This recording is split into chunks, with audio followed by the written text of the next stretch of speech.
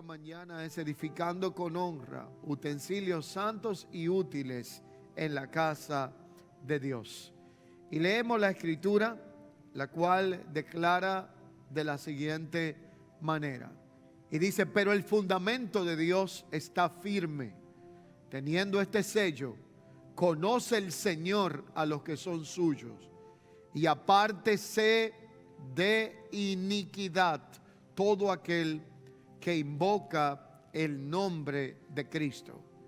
Pero en una casa grande no solamente hay utensilios de oro, de plata, sino también de madera y de barro. Unos son para usos honrosos y otros para usos viles.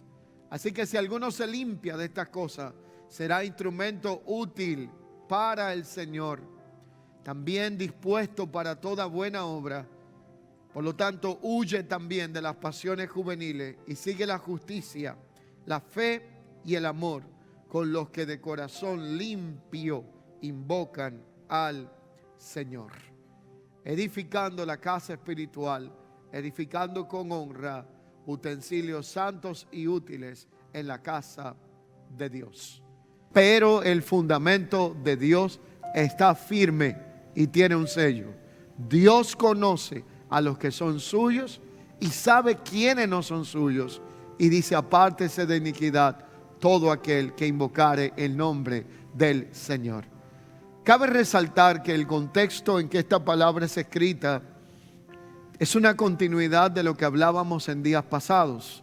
La semana pasada estuvimos abordando en la tercera enseñanza de esta serie sobre lo que Pablo declaró en Primera de Timoteo, cuando le explica a Timoteo que la iglesia de Dios no es un edificio de paredes, sino columna y baluarte de la verdad. Pero Pablo hablaba por situaciones obvias de su momento. El templo que existía era un templo pagano, dedicado a la diosa Diana o Artemisa, como se conocía. Y en aquel templo pasaban muchas cosas totalmente fuera del orden de Dios, pero las personas se sentían atraídas por el esplendor que aquel lugar tenía. Había una confusión. Algunos habían conocido del Señor, pero habían mezclado las tradiciones de la vieja influencia religiosa del templo de Artemisa con lo que tenía que ver con la cultura del reino de Dios. Y Pablo establece a Timoteo y le dice: todo esto te lo escribo para que sepas cómo debes de conducirte en la casa de Dios, que no es como el templo de la diosa Diana, sino que es columna y baluarte de la verdad. Pero luego Pablo, en lo adelante, en esta segunda epístola, vuelve a hablar, a instruir sobre la edificación de una casa espiritual. Esta vez en el capítulo 2 del libro que lleva el nombre de Timoteo, su destinatario, pero nos habla a nosotros también. Así que si usted observa este capítulo 2, estamos hablando del verso 19 en adelante. Pero en los versos anteriores, en este capítulo 2, Pablo le está diciendo a Timoteo que se presente ante Dios como un ministro aprobado, como alguien que no tiene nada de qué avergonzarse y que traza la palabra de verdad. Al declararlo, Pablo le plantea y le dice: no como Himeneo y Fileto, dos nombres muy extraños que si alguien está embarazada no les recomiendo que se lo ponga a sus hijos. Himeneo y Fileto, pero eran típicos de aquella cultura. Dice: no como Himeneo y Fileto, que iniciaron bien pero terminaron mal. Se habían apartado de la enseñanza del Evangelio y habían sustituido lo que la palabra de Dios declara por conceptos de su mente y de su propia inventiva, hablando fuera de contexto de lo que tenía que ver con la resurrección de Cristo. Por lo tanto, Pablo está hablando de cómo presentarse a Dios como ministro aprobado en tiempo de gran adversidad, en tiempo donde todo se tambalea, donde la verdad se trata de sustituir con la mentira y la mentira se presenta como si fuera una verdad. Hay algo que Pablo dice a Timoteo y también nos funciona a nosotros. En medio de mucha confusión, es muy bueno saber que el fundamento de Dios está firme. El hombre puede cambiar todo lo que quiera, puede mover toda la ficha que quiera, pero no podrá mover el fundamento de Dios. Eso es inamovible. Y el fundamento de Dios se llama Jesucristo, aquel que no cambia y que es el mismo ayer, hoy y por los siglos. Nadie podrá sustituir la verdad con la mentira tratando de mover este fundamento. Lo puede hacer de manera superficial, pero el fundamento está colocado en el lugar correcto. Así que él dice, el fundamento de Dios está firme. Tiene un sello: apártese de iniquidad todo aquel que invoca el nombre del Señor, porque Dios conoce a los que son suyos y conoce también a los que no. Qué interesante esta declaración que Pablo está haciendo. Miles de años, cientos de años antes, pero con una validez todavía vigente para el día de hoy. Quizás en aquel momento muchas cosas estaban sucediendo que no tenían que ver con lo que hoy vivimos en nuestros días, pero esto sigue teniendo eficacia aún para el tiempo presente. Y qué importante es el planteamiento que hace cuando presenta a la iglesia de Cristo como una casa grande, compuesta internamente por muchos utensilios que conforman lo que es esa casa del Señor. Y es que para nadie es un secreto que aún en aquellos tiempos como hoy, muchos ven la iglesia como un edificio de paredes, otros lo ven como un lugar donde se reúnen muchas personas. Pero para Dios la iglesia es mucho más que eso. Para Dios la iglesia no es una institución fría, no es un edificio de piedras, no es un lugar donde se aglutinan muchas personas. Es una casa viva donde habita su espíritu y donde cada uno de nosotros conformamos un utensilio que forma parte interna de esta casa, que es la iglesia de Cristo y que conformamos cada uno de nosotros. Así que la iglesia está llamada a ser luz en medio de las tinieblas, un refugio en medio de un mundo que se encuentra muy confundido, y muchas veces la realidad de las congregaciones, de nuestras congregaciones, es que están cada vez más llenas de personas, pero más vacías del testimonio de Dios en aquellos que se congregan. Tenemos hoy día templos hermosos, pero vasos contaminados. Ministerios con carisma, pero con falta de integridad y de carácter. Y toda esa realidad hace que entendamos que la verdadera fortaleza de una iglesia no consiste ni en sus programas, ni en sus edificios, ni en la tecnología que usa, ni en el carisma de quienes operan dentro de una casa de fe, sino que la verdadera fuerza de una iglesia, más allá de su estructura, está en la calidad espiritual de aquellos que conforman la iglesia de Jesucristo. El impacto y la fortaleza de un ministerio no es determinado por las paredes, por los edificios, por las luces, por las redes sociales. Todo eso lo puede tener quien vive sin Dios y sin esperanza. Pero la comunión espiritual, el carácter y la vida de Dios en aquello que conformamos la iglesia de Jesucristo es lo que determina la grandeza de esa casa que Pablo está describiendo aquí en este lugar. Y él nos recuerda algunos aspectos fundamentales y nos dice que en esta casa hay utensilios, algunos de honra y otros de deshonra. La diferencia no está en el material que compone cada instrumento o cada utensilio. Si usted ha de ver una casa en lo físico, sabrá que dentro de una casa hay todo tipo de utensilios y materiales que se utilizan en la cocina, en la sala, en diferentes áreas. Algunos son más esenciales que otros y la Biblia lo clasifica como instrumentos de honra y instrumentos que no son de tanta honra, pero tienen un uso y un propósito. Pablo entonces le da aquí descripción al material que compone los utensilios y hace una mención muy interesante. Dice, hay utensilios que son de metal, de oro, de plata, hay utensilios que son de bronce, hay utensilios que son probablemente de piedras, hay de madera, pero él añade un elemento acá que no aparece cuando habla a la comunidad de los corintios. Él dice, hay utensilios que son de barro. El barro toma una forma de dureza. El barro se puede poner tan sólido como una piedra cuando pasa por procesos y por un horno, pero sigue siendo barro. Por más que el barro parezca ser fuerte, el barro es vulnerable y el barro tiene la tendencia de ceder ante la presión. Por lo tanto, cada utensilio descrito aquí y cada material representa un tipo de creyentes. El creyente que es de metal tendrá resistencia ante el fuego y los procesos de la vida.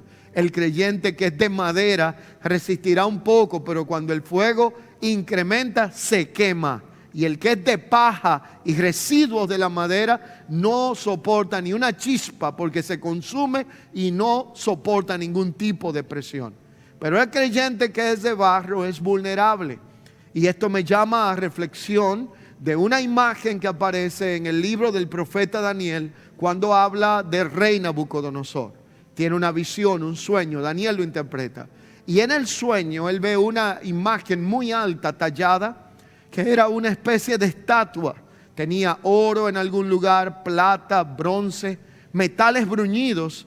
Y de esta estatua tenía bastantes metales bien fortificados desde arriba hacia abajo, pero los pies eran de barro. Y literalmente cuando ve la visión ve que una piedra, una gran roca viene y choca con la estatua por los pies, rompe el barro y todo se quiebra hacia abajo, lo cual implica 6 reinos que en ese momento estaban representados en la Escritura. La piedra era una tipología de Cristo como la roca y habla de cómo el reino de Cristo va a derribar todo reino que no sea edificado correctamente. El barro aparenta ser fuerte, pero deja vulnerabilidad en la edificación. Por lo tanto, cuando describe el panorama de estos diferentes tipos de utensilios dentro de la casa de Dios, nos identifica a cada uno de nosotros como creyentes en Cristo. Por eso la pregunta acá no es si estamos dentro de una casa grande, como podemos ver que Dios llama a su iglesia, sino qué utensilio es usted y soy yo dentro de la iglesia de Jesucristo. En toda casa hay vasos de honra y vasos de deshonra. Unos son para usos más preciosos y otros para usos más comunes. Pero el valor de un vaso no lo determina la calidad con la que fue construido, porque no todo vaso es igual, sino que el valor del vaso es determinado por la higiene y el uso que se le da al mismo. Y les voy a poner aquí un ejemplo. Si usted va a su hogar o va a la cocina de cualquier dama promedio, usted encontrará que hay diferentes tipos de cristalería. Hay cristales más comunes para uso diario, pero casi en todas las casas hay unas copas que nadie la puede tocar. Mejor le fuera que se le atare una piedra de molino y se le arroje al fondo del mar. Si usted agarra una copa de esas y la usa diario, porque eso es para cuando venga, ¿qué? Y la visita nunca acaba de llegar y la copa se llena de polvo y queda allí con el tiempo y nadie la usa porque es para un momento especial. Ese cristal es más costoso que el otro que se usa a diario. Hay vasos de aluminio, hay de madera, lo he usado, y hay otros que son malteados, los que son de edad más avanzada, que pasamos de los 40, saben a lo que me refiero, que cuando se caen se le hace una especie como de quiebre por algún lado. Pero lo que determina el valor de cada vaso no necesariamente es la estructura, sino el contenido que se le echa adentro. Y segundo, la higiene que tiene el vaso en que usted ha de tomar. A mí me pueden dar el mejor de los vasos. Si está sucio, yo prefiero uno que no sea de gran calidad, que no tenga un material muy lujoso, pero que por lo menos esté higiénico y limpio. Y cuando uno tiene ciertas situaciones, Dios trata con las áreas del corazón también. A ver, le cuento una experiencia que tuve en una ocasión. Hoy Dios me ha traído a memoria esto. En mis inicios de predicación me tocó ir a una comunidad muy, pero muy rural a enseñar en una campaña evangelística. Íbamos a varios pueblecitos. Me tocó dormir en el único lugar que había para no salir de allí. No había cómo salir en la noche y volver al otro día. Y para avanzar me tocó dormir en la banca de una pequeña iglesia. El lugar, la chaqueta que tenía, el traje que tenía era mi almohada para la madera dura. Y esta gente nos atendió de maravillas, pero algo sucedió en la mañana antes de partir al otro lugar. Llegó la hora de comer algo antes de irnos. En esos campos de lo que se tiene se da. Así que literalmente colaron el café, me cepillé, nos preparamos y íbamos a salir, y de momento las personas de la casa dijeron: espérense que falta el té y el café. El que no tome uno, toma del otro. Colaron ambos, y cuando estaban listos y iban a servirlo, entonces vino la situación. No había muchos vasos. Así que los dos que tomaron primero, le tocó 2 vasos, y la doña estaba buscando el tercer vaso, y el tercer vaso no aparecía. Lo buscaba por todos lados. ¿Y dónde está el vaso, muchachos? ¿Dónde lo pusieron? Hasta que yo escuché esas cosas que es mejor no escucharlas. Y uno de los hijos dijo: mamá, el vaso está ocupado. Ahí es donde papá guarda la caja de dientes en la noche.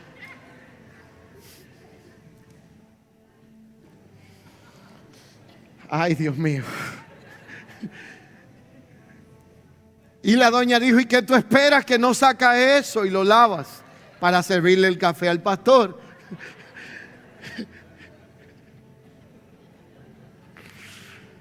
Usted ve que hay todo tipo de vasos, ¿verdad? Así que hicieron su proceso, le entregaron los dientes al Señor, lavaron el vaso y me sirvieron mi café. Nada más y nada menos que usted sabrá que el que está predicando el evangelio tiene que hacerse de todo para todo, porque si a usted lo escuchan, usted tiene también que recibir amor y cuidado, y si le dice que no, se acabó la predicación.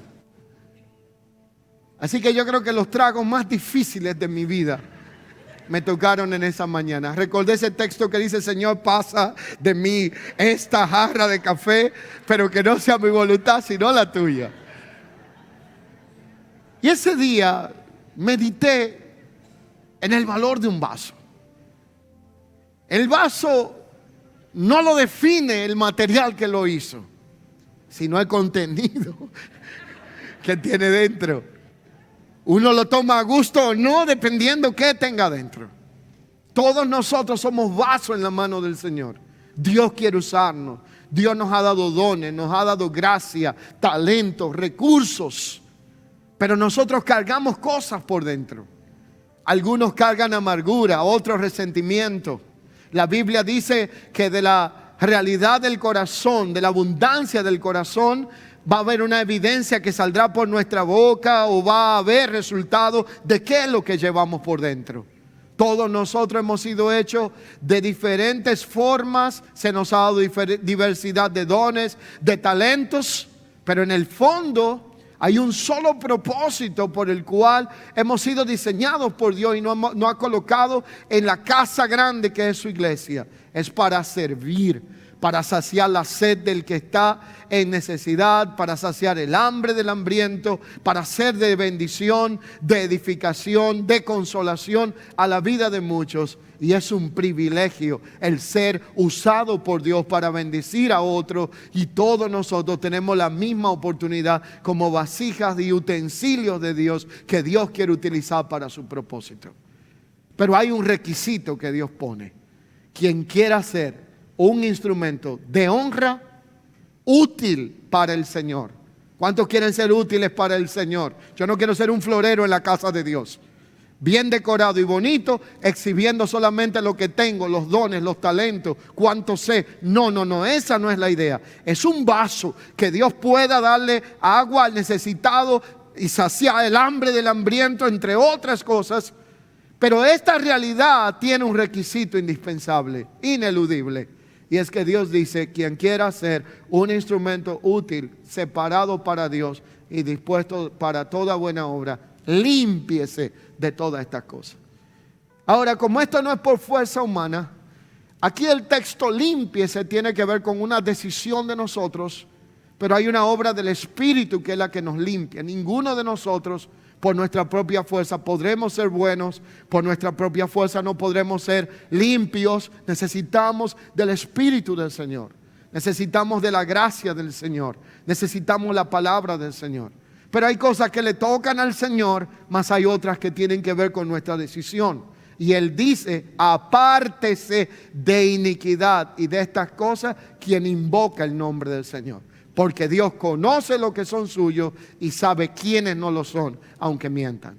Y esta realidad pone una demanda en nuestras vidas. Y esa demanda tiene que ver cómo nosotros correspondemos al llamado del Señor.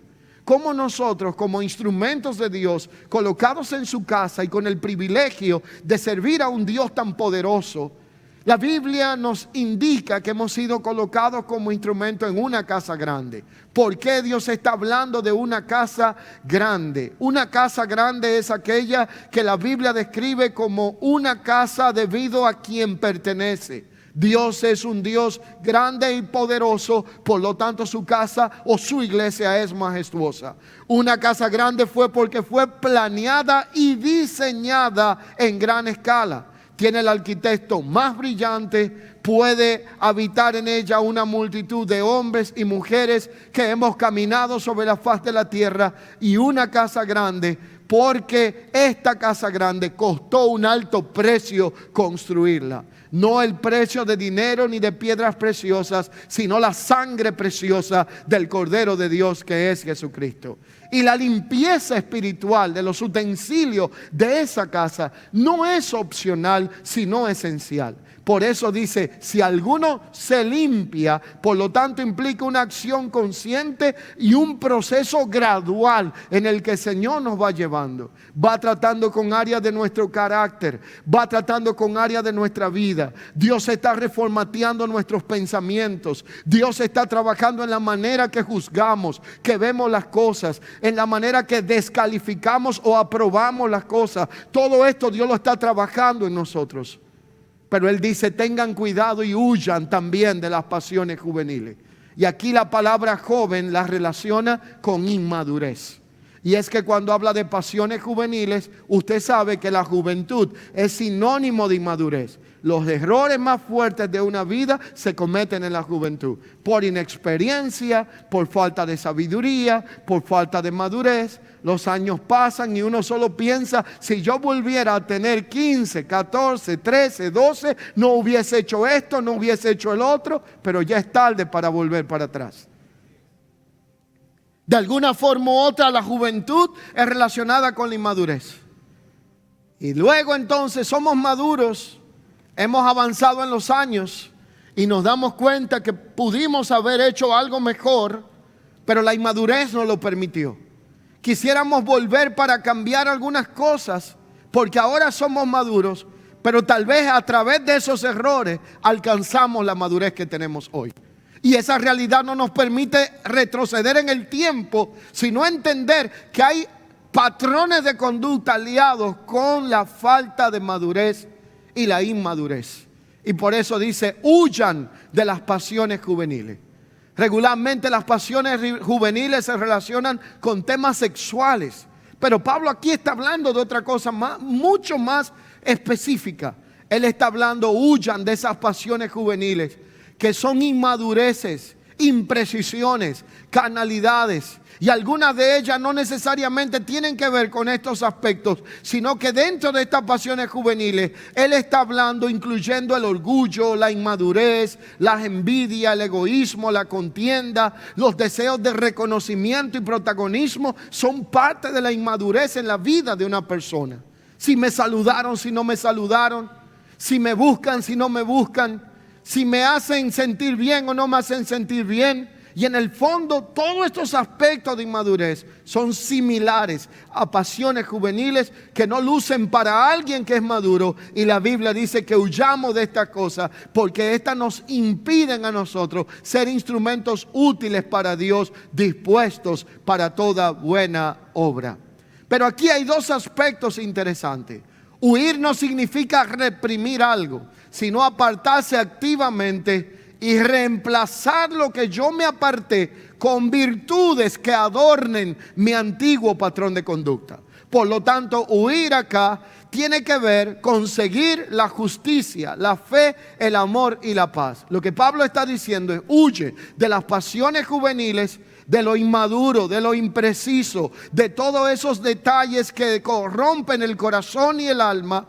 Pero no huya simplemente reprimiendo el deseo, sino sustituyendo el patrón de conducta.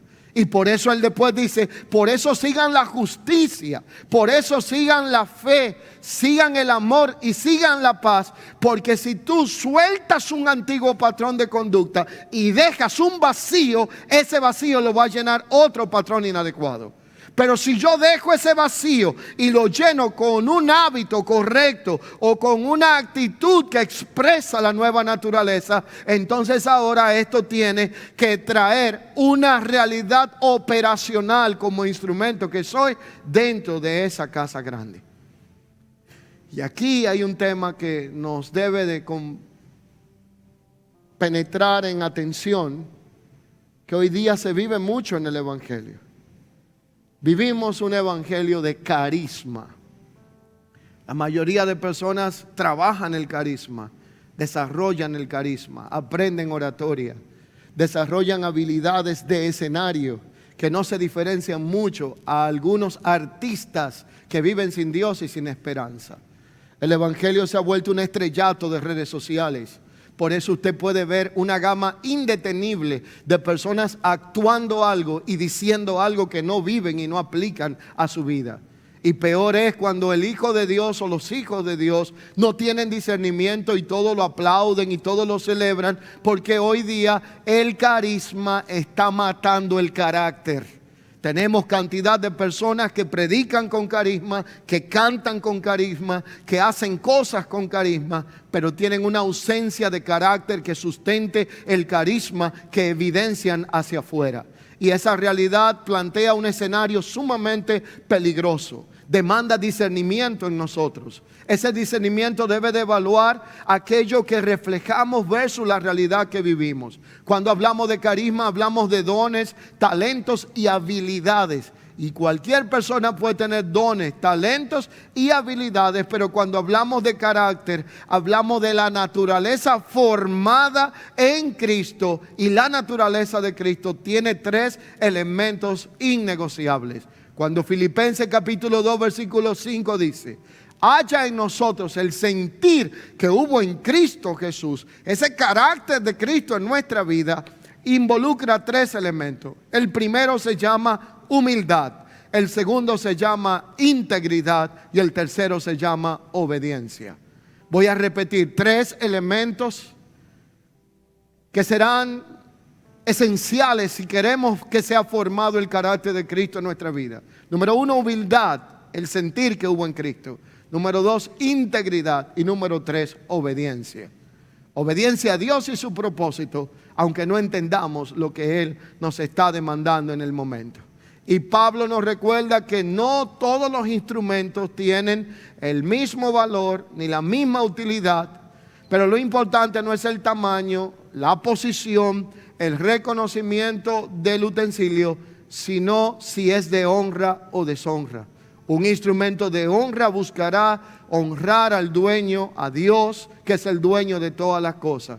Y la Biblia habla de instrumentos que en lo largo de la historia bíblica aparecen como instrumentos de honra e instrumentos de deshonra.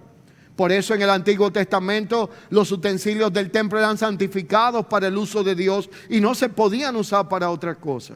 Cuando vemos 1 Corintios 6, 19, Pablo le hace una pregunta a los corintios. Tenían muchos dones, mucha habilidad y mucho carisma, pero no habían entendido una cosa. Y Pablo dice: ¿o ignoráis que vuestros cuerpos son templo del Espíritu Santo? Ellos le pertenecen a Dios y no a nosotros.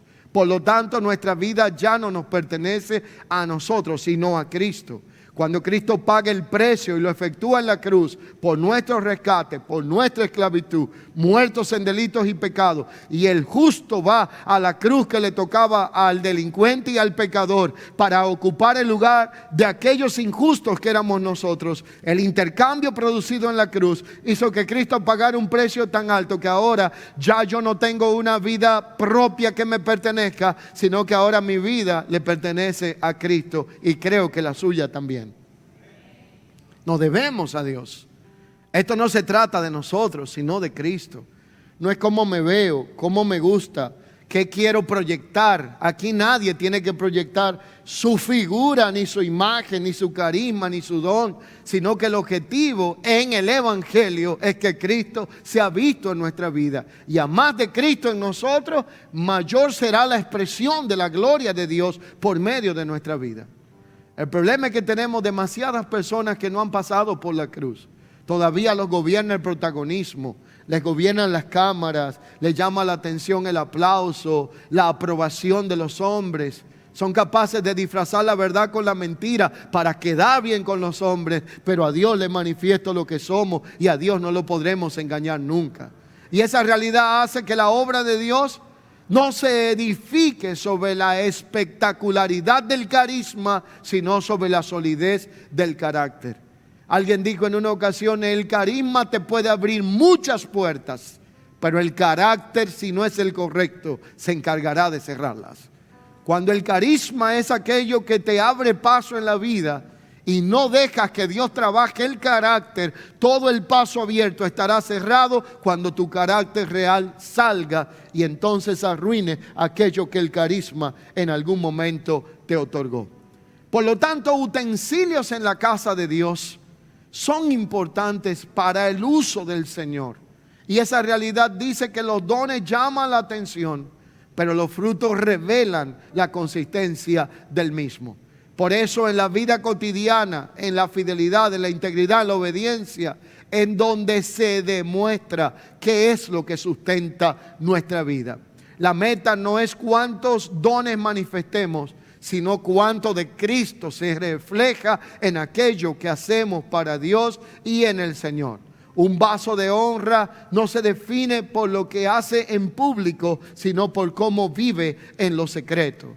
¿Cuál es la comunión con Dios que gobierna nuestra vida? Y esta realidad plantea escenarios donde nosotros podemos encontrar ejemplos de personas que fueron expuestos a las situaciones más extremas, pero se mantuvieron firmes porque fueron vasos de honra, y otros que no pudieron resistir y sucumbieron. Esto evidenciaba la calidad del vaso, si había sido aprobado por el fuego, por las circunstancias, o eran paja, lodo o probablemente barro. Y voy a citar 3 ejemplos escriturales. El primero lo puede estudiar a la luz de Génesis capítulo 39 en adelante. La vida de un hombre llamado José.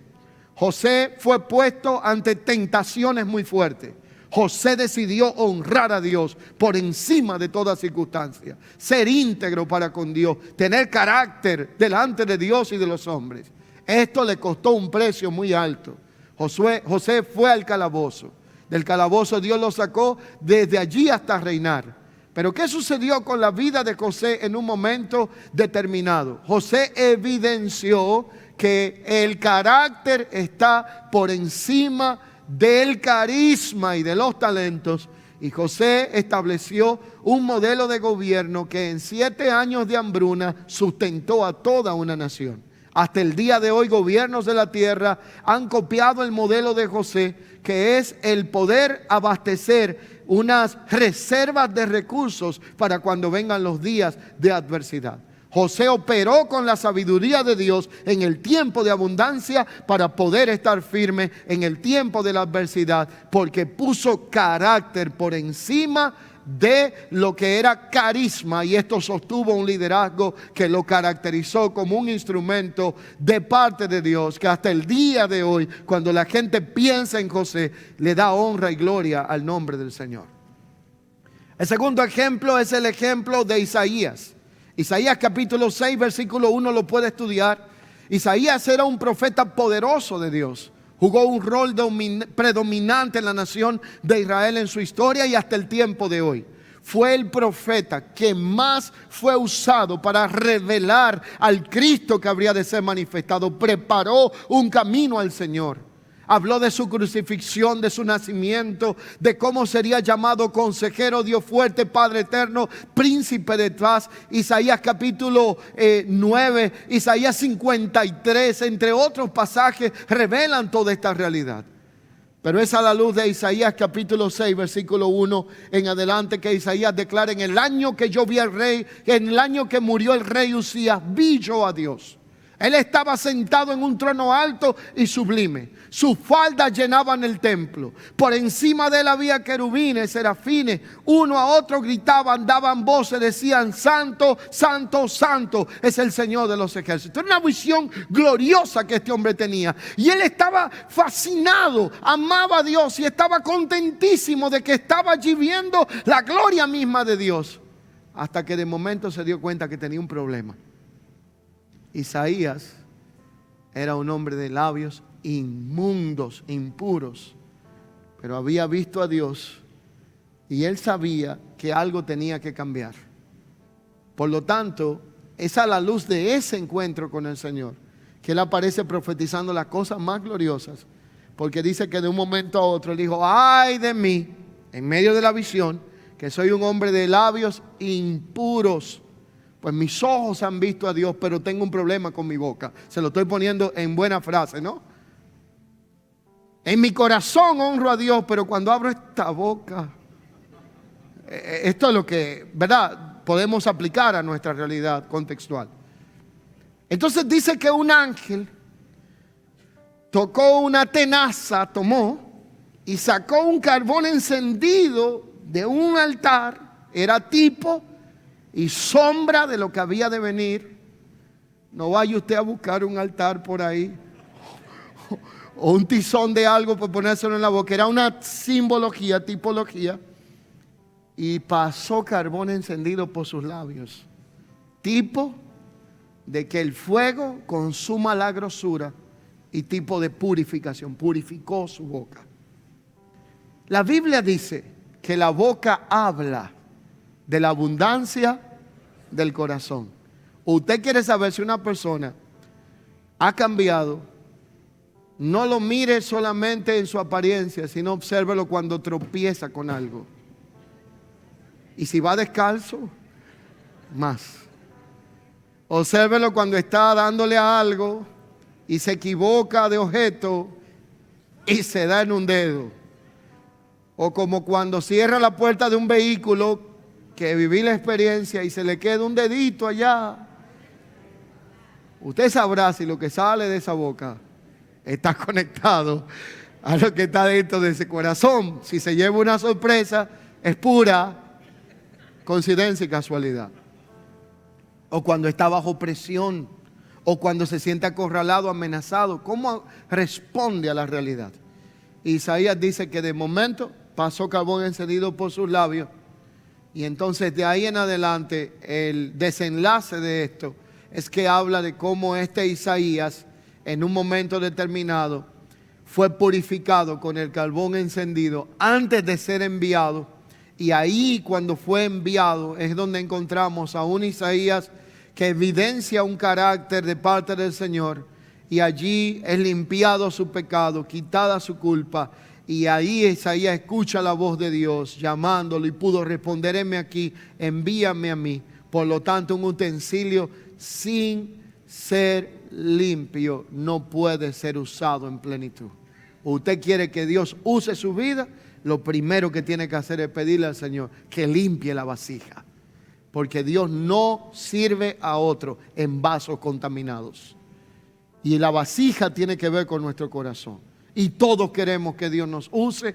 Qué privilegio ser usados por el Señor. Que Dios nos use para dar consuelo al que se encuentra afectado emocionalmente. Que Dios nos use para saciar el hambre del que tiene necesidad o lo que fuera que esté pasando. Pero Dios no usa vasijas contaminadas ni sucias. Límpiese de estas cosas quien quiera agradar al Señor. Ellos fueron, Isaías y José, vasijas de honra. Pero hay un ejemplo en la Biblia que no se habla mucho de él, solamente estúdielo. Hechos capítulo 5, verso 1 al 11. Ananías y Zafira. Dos que aparecen en la iglesia de aquel tiempo, que convinieron, se pusieron de acuerdo para mentir al Espíritu Santo.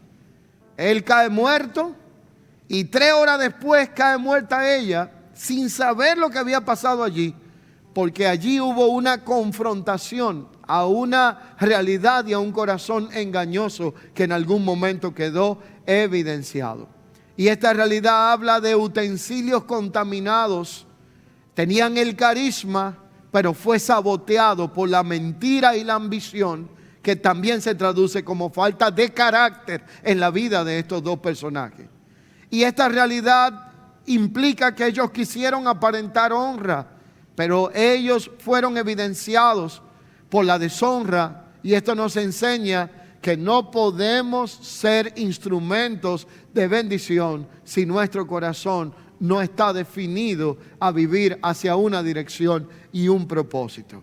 Así que cuando vemos este relato, encontramos que no basta con estar dentro de la casa de Dios, sino que debemos de preguntarnos qué clase de utensilios somos, qué área de nuestra vida necesita rendirse delante del Señor. ¿Estoy siendo un utensilio de honra para Dios? Es algo que debo de preguntarme. Lo tomé en nota en esta presentación para que usted pudiera tener la imagen y reflexionar sobre esta pregunta. ¿Estoy siendo un utensilio de honra para Dios que edifica, sana, fortalece, o de deshonra que divide, contamina, predispone y no bien habla con otro, le siembra rencilla en el corazón? Busco más el carisma, ser visto, reconocido, que el carácter, ser aprobado por Dios, aunque desaprobado por los hombres. Estoy huyendo continuamente de lo que me contamina y siguiendo lo que edifica, o huyéndole a lo que edifica y siguiendo lo que contamina. ¿Cuáles son estas cosas que tienen que ser tratadas en nuestro corazón? Y cada uno de nosotros como creyentes, Dios nos está llamando para que podamos experimentar una vida que le honre a Él. Los dones, los talentos, la gracia que Él ha puesto en nosotros es para usarla a un propósito. Pero ese propósito no tiene que ver con nuestro protagonismo, no tiene que ver con perfeccionar nuestro carisma, sino con formar nuestro carácter. Pero ese carácter tiene que ser formado por el modelo que es el carácter de Cristo en nuestra vida. Un carácter que no se quebranta con facilidad, que no es como los elementos que mencioné al principio. Cuando la Biblia dice de la edificación de la casa de Dios, que algunos la hacen con madera, con plata, con oro, con piedras preciosas, con hojarasca y hasta con barro, está hablando de tipo de creyente. El que soporta la prueba, y pasado la prueba, el fuego no lo destruye, sino que lo hace fuerte.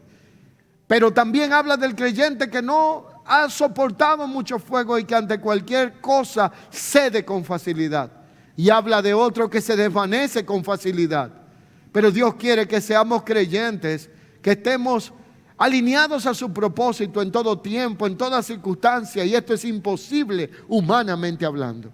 Ninguno de nosotros tiene una capacidad de resistencia que pueda decir que no va a ceder ante una tentación. No hay uno que pueda decir que es tan firme o tan valiente que no vaya a sucumbir ante un momento de tentación y adversidad. La Biblia dice que el que diga que esté firme, mire que no caiga. En nuestra propia fuerza y por nuestro propio brazo de carne, esto es imposible. Pero cuando dependemos del Espíritu de Dios, cuando dependemos de su gracia, Dios nos da fuerza en medio de la debilidad. Dios levanta donde no hay. Dios nos hace vencer lo que parece imposible.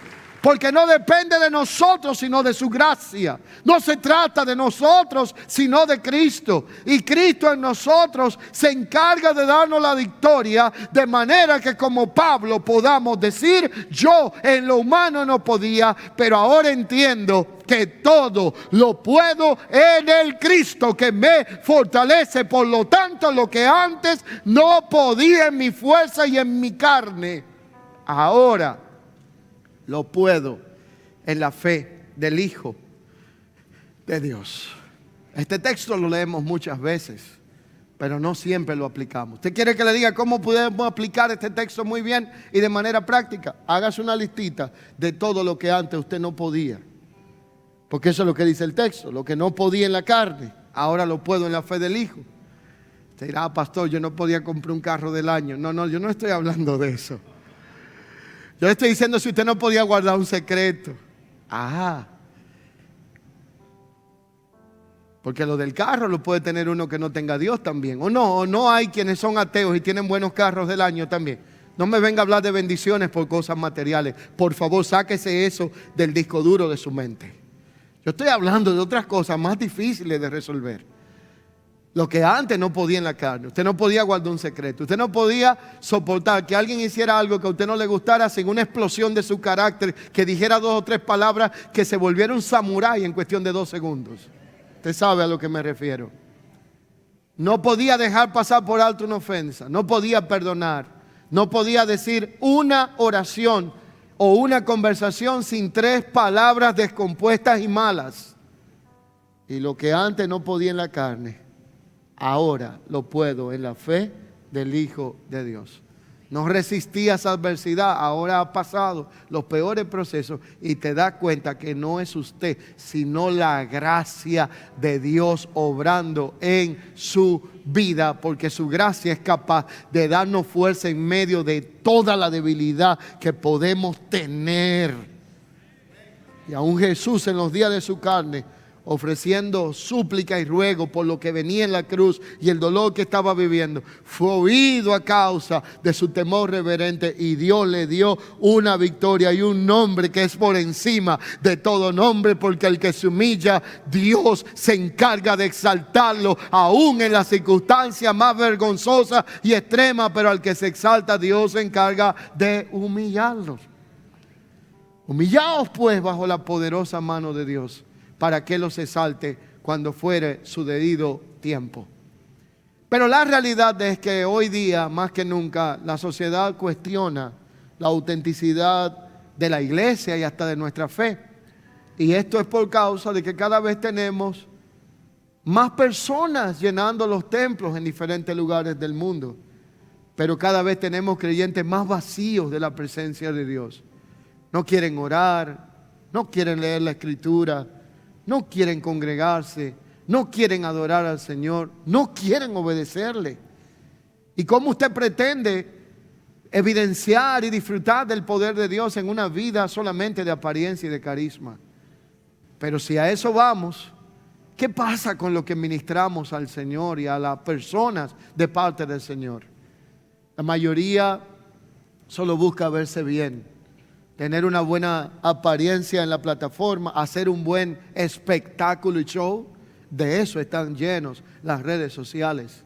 Hay una carencia de aspectos genuinos que ya no vayan influenciados por el humo y la luz. Y yo no tengo problema con la luz y el humo. No crean que soy de la era de la piedra. No es ese mi problema. El asunto es que una cosa es lo que usted ve y otra cosa es lo que es. Es la consistencia. Es el fruto lo que evidencia. Y Jesús dijo, no es por el humo y las luces que sabréis, sino que es por el fruto que le conoceréis. Y hoy día las personas se dejan llevar tan fácilmente por el carisma y la apariencia, que el mundo cada vez cuestiona más la veracidad de nuestra fe y del testimonio de Cristo. Como resultado, esta realidad nos lleva a nosotros a entender que el mundo no necesita más discursos bonitos, más canciones bonitas, más predicaciones manipuladoras, sino que necesita ver vidas transformadas, que hayan pasado por la cruz. Y ahora el objetivo no sea promover nuestra propia imagen y carisma, sino promover la vida de Cristo y que Cristo sea manifestado a través de nuestra vida. Pero la cruz no es algo agradable para todo el mundo. La cruz significa muerte. Y Pablo dijo en Gálatas, porque ya no vivo yo, capítulo 2, 20 en adelante, sino que ahora vive Cristo en mí. Y lo que antes vivía en la carne, ahora lo vivo en la fe del Hijo de Dios. La realidad es que Dios no está buscando vasos perfectos, está buscando vasos limpios. No busca talento solamente, sino santidad. No busca brillo humano ni protagonismo, sino instrumentos que reflejen su gloria. El tiempo de juzgar a ser creyentes pasó. Este es el tiempo de decidir qué clase de utensilios seremos en la casa de Dios. Y eso tiene que ver con algo muy determinante. La Biblia dice que el tiempo ha llegado en donde el juicio debe de comenzar por la casa de Dios primeramente.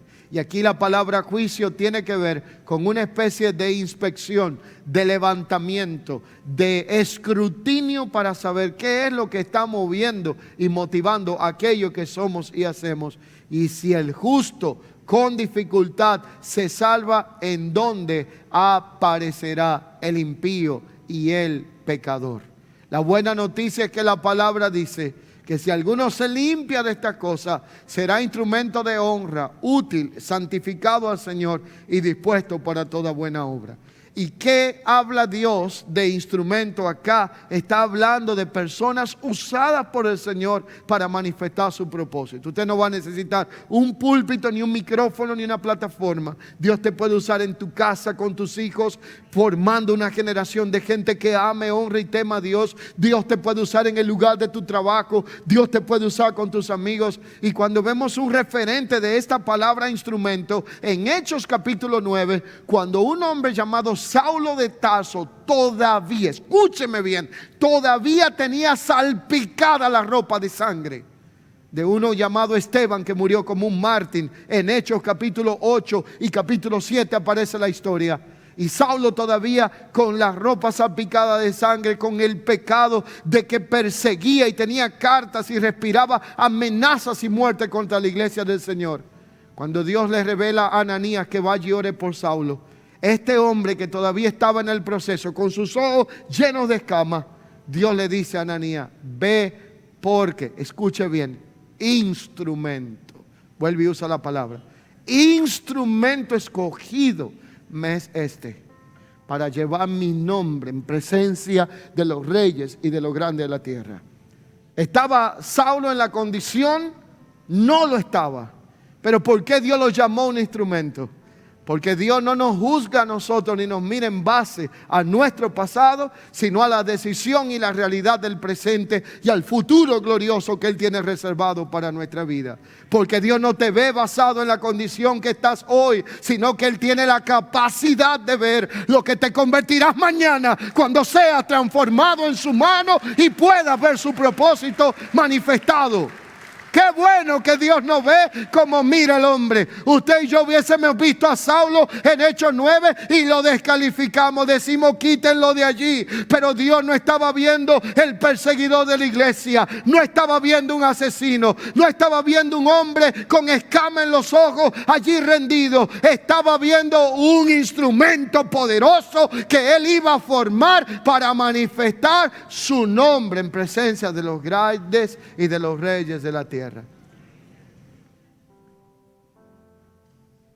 Esto suena bien, pero mejor suena si nosotros nos detenemos un minuto a ver el instrumento que Él usó. Un hombre tal vez que no aparece en muchos textos bíblicos como relevante protagonista, no aparece con una historia de abrir el mar en dos, pero tenía algo poderoso. Dios se entiende que como omnisciente, omnipresente y omnipotente puede ver nuestro futuro. Eso se entiende.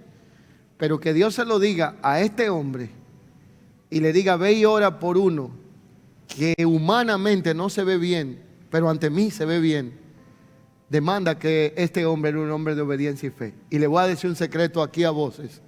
¿Usted sabe dónde envió Dios a ese hombre a orar por alguien?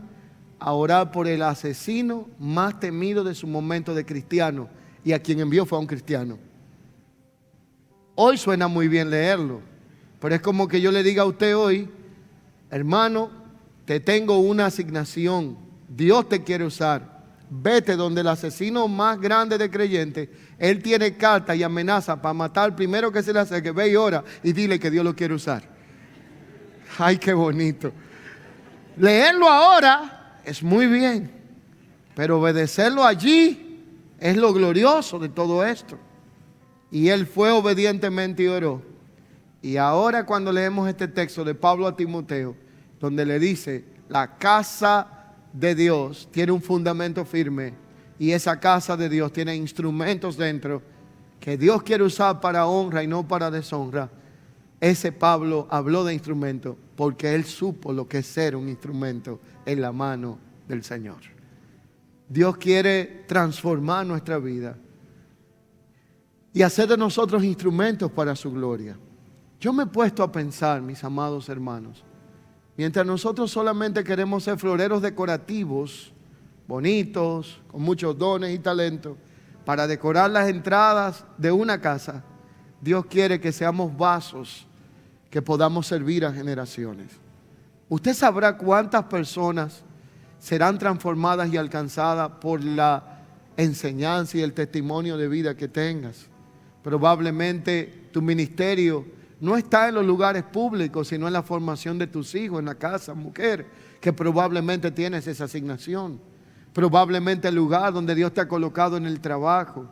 Las personas que ha puesto a tu alrededor. ¿Qué clase de influencia, de honra o deshonra nosotros estamos siendo para otros? ¿Estarán viendo la luz de Cristo en nuestra vida? Lo cierto es que Dios quiere que quien quiera ser instrumento de honra, útil y apartado para Dios, entienda que debemos de limpiarnos de estas cosas. Y las cosas que más limpieza necesitan no son las que se ven por fuera. Por fuera podemos disimularlo muy bien. Son las que llevamos por dentro. El orgullo, la arrogancia, la mala actitud, la ira, el enojo, la contienda, los pleitos, los celos. Todo eso necesita rendirse a la cruz de Cristo. Nuestra capacidad humana no es suficiente para lograrlo. La gracia divina sí. Para ello contamos con la palabra más segura, que es la palabra de Dios. Pero también contamos con el Espíritu de Dios capaz de transformar nuestra vida desde adentro hacia afuera.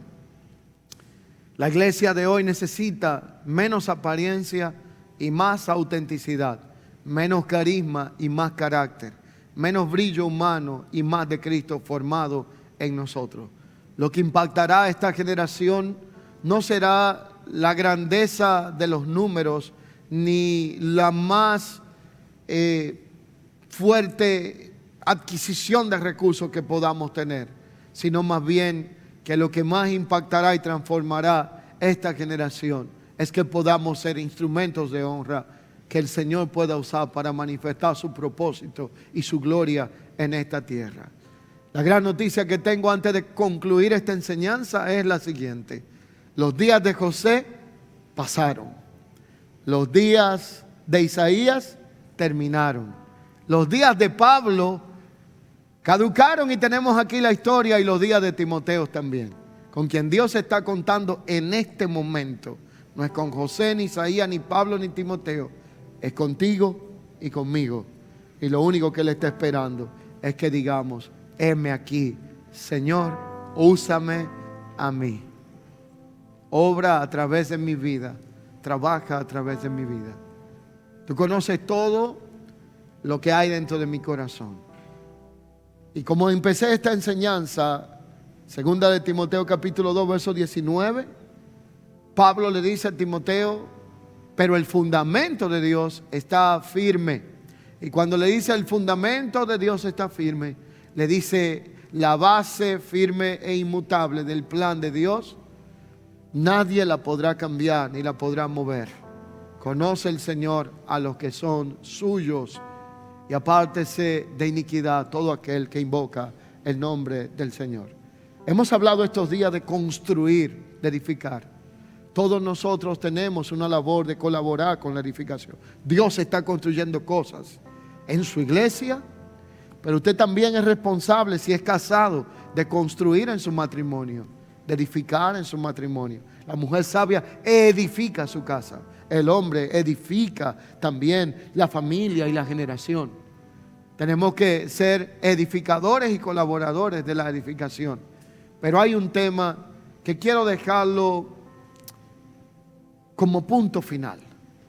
Todo edificador o constructor responsable, todo el responsable, aunque vele por el diseño, los materiales, la forma en que se está edificando, siempre se asegura de una cosa, si es verdad que es entendido y responsable. Y eso es la condición del terreno donde va a edificar. Porque solamente en el terreno se coloca fundamento, y el fundamento es que sostiene lo edificado para que no lo derribe cualquier tipo de viento de adversidad. En este caso, el terreno de nuestra vida lo representa nuestro corazón. El fundamento colocado en el terreno es Cristo, la piedra angular.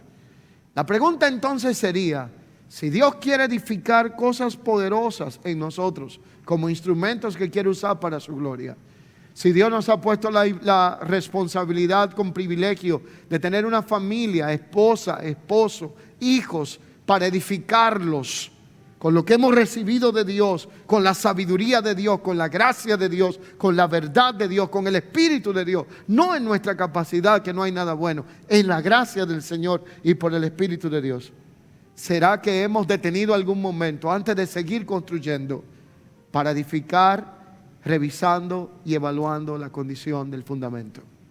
A ver, lo voy a concluir de esta forma. Hágase de cuenta que todos nosotros estamos construyendo algo. Imagínese que el que está a su lado tiene un martillo, el otro tiene un serrucho, el otro tiene una plana, una cinta de medir. Todos estamos construyendo algo.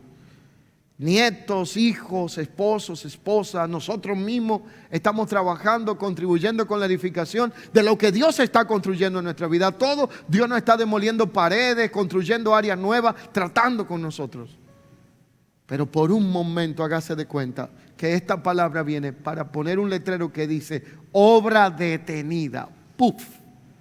Y hoy se ha parado todo tipo de edificación. Por un momento piense que ahora mismo hay un letrero o una, ¿cómo se llama esta palabra? Un impedimento de construcción. Gracias. Y ese impedimento de construcción obedece a revisar algo antes de seguir construyendo. ¿Qué Dios quiere que usted separe en este día y yo tiempo para revisar? ¿Cómo está el terreno de base donde estamos construyendo? Escúcheme bien lo que le voy a decir. Si el terreno donde se coloca el fundamento que es Cristo, para luego seguir construyendo hacia arriba, lo que sea que se esté edificando, matrimonio, familia, ministerio, vida de fe, lo que sea que usted, plan de retiro, lo que sea que usted esté haciendo, si el terreno no es el correcto, usted corre el riesgo de que todo lo que está construyendo colapse y sucumba y termine en una catástrofe, porque el problema no está en los materiales de la construcción ni el fundamento que ya está firme, que lo dijo Pablo acá, sino en la condición del terreno. Entonces, si el terreno es mi corazón y el suyo, la pregunta ahora es, ¿cómo está nuestro corazón? La Biblia dice, sobre toda cosa guardada, guarda tu corazón, porque de él mana la vida. Cuando mi corazón es el terreno que no ha sido sano, lo que yo haga va a salir de una forma diferente. Por ejemplo, le voy a poner 3 ejemplos. ¿Es válido o no que un padre corrija a sus hijos? Claro que sí. En todos los sentidos, que lo amoneste, que lo discipline, la Biblia habla de eso. Que lo corrija, que le enseñe, que le evite cometer errores y por un camino de destrucción. Pero ¿usted cree que siendo válido no traería daño y pérdida si del terreno de donde yo estoy construyendo es un terreno lleno de heridas? Cuando yo corrija, en vez de corregir y lograr el objetivo, lo que voy a marcar y a destruir y a provocar a ira a mi generación. Si yo estoy edificando un matrimonio, pero lo hago desde la herida, todo lo que voy a ver del otro lo voy a ver mal. Y todo lo que le diga al otro se lo voy a decir desde una posición de defensa, de herida, de resentimiento, de trauma. Si yo estoy sirviendo en el Evangelio, pero predico desde la herida o canto desde la herida, todo lo que voy a cantar y todo lo que voy a predicar es para acusar a alguien o para señalar a alguien o para lanzarle una indirecta a alguien, porque el terreno no ha sido revisado. Y esa realidad concluyo diciendo Así como la Biblia dice, sobre toda cosa guardada, guarda tu corazón. Si estamos claros que el fundamento correcto es Cristo, la edificación es aquella que le toca a Dios por su gracia y su palabra, pero también nos ha dejado su Espíritu y nosotros estamos colaborando con la edificación de Él. Lo que nos falta es revisar cuál es la condición del terreno de nuestro corazón. ¿Será que necesitamos que Dios sane nuestra tierra? ¿Que Dios trabaje en las decepciones que hemos vivido, los traumas que hemos cargado, las heridas que hemos atravesado, para que lo que se edifique allí pueda producir el resultado para lo cual Dios la ha enviado a nuestra vida? Concluyo donde comencé. El fundamento de Dios está firme y tiene un sello. Conoce el Señor a los que son suyos y apártese de iniquidad todo aquel que invoca el nombre del Señor. Vamos a salir aquí, pero le pido por favor que considere esto, y se lo digo con amor y humildad. Considere que usted tiene un aviso de detención de obra, por lo menos de 8 horas en lo que queda de este día. No construya mucho en esas 8 horas, tómelo nada más para revisar el terreno sobre el cual estamos edificando y construyendo. Que lo que le queda este día sirva de reflexión, que podamos hacer un autoanálisis, que podamos decirle al Espíritu de Dios, como dijo el salmista: Señor, examíname y mira mi corazón. Yo te aseguro que vas a descubrir cosas, y no te lo digo porque las mías estén resueltas, es que yo también he descubierto cosas que ignoraba. Nos enfocamos tanto en hacer que nos olvidamos de ser. Nos enfocamos tanto en qué yo puedo darle a otro que me olvido desde qué posición se lo estoy dando. Usted puede darle lo mejor a alguien, pero si la actitud que lo está haciendo no es la correcta, aquello que era mejor se convertirá en algo destructivo. Usted puede tratar de hacer las cosas de la manera más aparentemente correctas, pero si la condición, la base no tiene la motivación correcta, lo demás será contaminado. El Señor conoce a los que son suyos y su fundamento está firme. Así que hoy nos encomendamos a su gracia y permitimos al Espíritu de Dios que Él trabaje en el terreno de nuestro corazón. Solo le pido un favor. Como usted sabe quién va a vivir en la casa, cuando descubra los vicios de construcción, no los maquille, resuélvalos. Si tiene que pedirle perdón a alguien, hágalo. Si tiene que perdonarse usted mismo, hágalo. A veces nosotros somos especialistas pensando que el perdón más complicado está hacia afuera. Y cualquiera le puede pedir perdón a otro, hasta de la boca hacia afuera, sin ser real. Lo puede fingir. Pero una de las grandezas mayores es aprenderse a perdonar uno mismo. Por lo que hizo y no debía de hacer. Por lo que dejó de hacer y nunca lo hizo. Por los errores del pasado. Por la inoperancia del presente. Y por las frustraciones que ya está bueno para seguir cargando con ellas y que necesitamos rendir. Llevarla a la cruz y pedirle al Señor que trabaje en lo más profundo de nuestra vida. Que la gracia de Dios nos acompañe. El Señor está dispuesto por su Espíritu y por su gracia a trabajar y a transformar todo nuestro ser, porque Él quiere que seamos instrumentos de honra y útiles en las manos del Señor. Y la condición es: límpiese de todas estas cosas.